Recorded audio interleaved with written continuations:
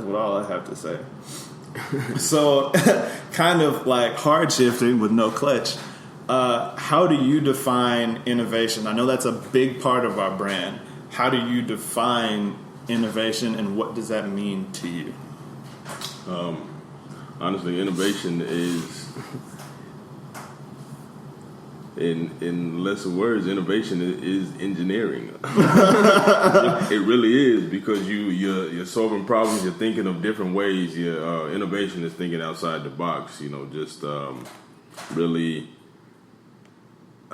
Again, we're gonna repeat ourselves a lot, I'm sure, but innovation is just thinking outside the box for sure, and taking something and making it better, or creating something new, creating something revolutionary. Just going away from what you normally see. Innovation to me is, if you see everybody else going left, you go right, because you don't know what's over there to the right, but it could be bad, could be good. You just never know. Yeah. But innovation is an aspect of bravery and courage. Calculated problem solving. Or sometimes those who are not calculated just throw all caution to the wind and say, "Hey, I'm just going to go for this." Exactly. and see what happens. Innovation involves understanding that not every loss is a loss, but it should be a lesson. Exactly. And failing forward, that is innovation, because I think I don't know the quote verbatim, but from Michael Jordan, he said, "I failed so many times, that's why I succeed." Because not that you should purposely aim for failure at all, but once you fail so many times, you've had so many lessons in what you shouldn't do that you should know what works and what doesn't. Right. Strategically and statistically, you should somewhere end up in the green somewhere. Exactly. At some point. Exactly. And innovation is just not giving up and really looking at things from a different perspective. Yes, all day 2 + 2 will equal 4, but who came up with that concept? Who came up with that definite rule? What if somewhere way back in history 2 + 2 was not 4 for real? And that's just going about your own way of thinking and not worrying about what everybody else thinks. Again, take less opinions, and just creating new things and new paths, new goal, astronomical goals, and just going against the grain. That's innovation to me. Yeah, because to me, like, innovation is looking at something from a different angle and being able to be confident in your opinion. Like, you have to make an informed opinion, of course, but looking at your opinion, saying, that's what I want to do with it, it's different than everyone else, and continuing on with that opinion. I forgot what I was watching. I was watching a podcast or something today, and the guy, isn't how I feel, but I feel like it's kind of relevant.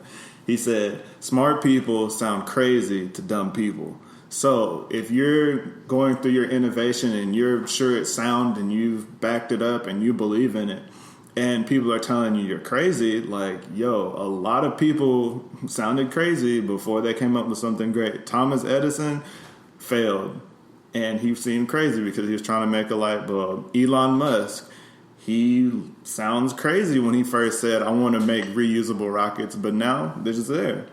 And with his boring machine and some of the other technologies that he's coming up with, initially they sounded ridiculous. Like, how will you ever get this done? How will you ever get funding for this? How will this ever come into fruition? But he's doing it because, one, he found something he believed in and he's able to follow through with it. And two, he was so confident in himself and what his idea was that it didn't matter what other people said. And so building on that, when you're creating your innovations, when you're finding solutions to problems that make you make a StaleFace, and people are looking at you and saying, yo, what are you doing? Why are you solving this problem? It's not really that big of an issue. You're making work for yourself and everything. stick with your idea. If it's making something more efficient, that's great. If it's a different way of looking at things, that's great. Another example, in my job, we have this form that's complete garbage. It's complete garbage. They send it to me, and I always have to send emails back like, what does this mean? I need more information, everything like that. So I went back today and just remade the whole form, and I'm going to submit it to them at their meeting. Now, granted, that took me extra time, and I wasn't able to work on some other stuff, but that hour or 30 minutes that I spent on that was able to save you, 2 and 3 days of waiting on responses and back and forth in the future. So just because your innovation in the moment seems like it's taking a very long time to come into fruition, when it finally does, it will be worth it if you put the work in, if you construct it properly, and you're willing to see it all the way through to the end. So when you find your innovations, go through with it, go with it to the end, and like Tecumseh was saying, take less opinions. Believe in what you're doing and just go all the way through. Go all the way to the end with it. So in our own lives, I gave an innovation, and we also want to build, I forgot who said the quote, but the only reason we're here is because we stood on the shoulders of giants. And so everything that we have, we've learned from something else or through our experiences. So one thing we do want to do is to learn from as many other people's experiences as we can, because I don't have all the time to learn from failures all the time. And it's stupid of us not to learn from other people and their mistakes. Mm-hmm. So going upon that, a great resource is reading. So what are you reading right now, and how is it helping you? Right now, my current book is Relentless by Tim Grover. And that book will that book will have you ready to get up and storm out of your job and throw a chair at somebody on your way out, because you can feel the passion through the words in that book, like truly. And there is a lot of bold words and italicized words in there for emphasis, but it is really helping me to, further solidify my ideas of, I can get outside of this regular 9-to-5 thing. I really can, and I can be confident in that. And it's helping me to, stay focused and stay on the path that we're on and that I'm on, with this venture with StaleFace. Relentless is a heck of a book. Tim Grover, thank you for writing that. Just because, and I hope, one day I'm able to meet you and we're able to take a picture or something, because that book is just really, the words in it are really powerful. And one of the short quotes in the book that has stuck with me since I read it is that excellence is lonely. And it doesn't really have to be, it sounds cold, and it kind of is, but the thing about it is, once you are a cleaner, and if you go read the book, you'll understand what that term, a cleaner, means. It really is lonely, because, a lot of people are not willing to, go against the grain. A lot of people are not willing to, a lot of people are more prone to fold to a regular paycheck for, the 35-year short career that they have, just because they think they have some, false sense of security at a company or a job. But excellence really is lonely, and to be excellent, you gotta shoot more shots. You gotta stay up later. You gotta study harder. You gotta master your craft. And so, that's the book that I'm reading right now. So I read it right before Tecumseh read it, and so I wrote down some stuff about how I liked about it, quotes I liked about it. And one thing that stuck with me, well, two things that stuck with me is, one, crave the results so intensely that the work is irrelevant. And the other one is, if you want success of any kind, you have to be comfortable being uncomfortable. I'll let y'all unpack those yourselves, but that's what I got out of it. Mm-hmm. The book I'm reading now is Extreme Productivity. I do not remember the name of the author right now, but it is really good. The author was a full-time advisor at a bank and also teaching full-time at Harvard, I believe. And he's just going through some of his techniques that he used to be Robert Posen. Extreme Productivity by Robert Posen. And some of the things that he's going over now is just how he stays productive. How does he plan his day? How does he go through and determine what should I do first, what should I do second, what should I do third? And this has really helped me even in my job because he goes over like an 80-20 rule. So 20% of your work will produce 80% of your results. So just like that form I did, that's some of the 20% that will produce 80% of the work. And so by spending more time at that point, even though it's a lot of time initially on something that seems minute, you're just redoing a form, you can save everyone else a lot more time just by spending that hour and not having to wait for emails and not having to wait for people to call you back. So that's what I'm doing now, and the importance of creating a routine.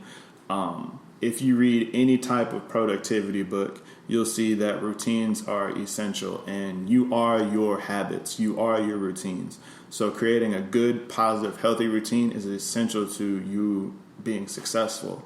Whether if your routine is you go out every Friday and you get too drunk and you come back home and you don't wake up till 12, that's great if you want to do that every so often. Every so often you need a release. But if that's your constant routine every weekend, you're losing basically 24 hours because you're getting ready, you're going out, you drink, you come home, you sleep in late, and you wake up. And then when you wake up, you're still not all the way there. So don't ever think that your one isolated activity doesn't carry over to other aspects of your life. So just make sure you guys have healthy routines that help you build and help you to take care of your business, and just go from there. And so recapping on how StaleFace has been applicable to both of our situations is like him, there was a form, a spreadsheet that I saw at work that, it was overcomplicated for no reason. So there were prices and different numbers that were sent to us in euros. So I took that and translated it into US dollars, so it would be easier for us to refer to. Exactly. And make time easier, so we wouldn't have to be calling and tracking people down, looking for doing conversions.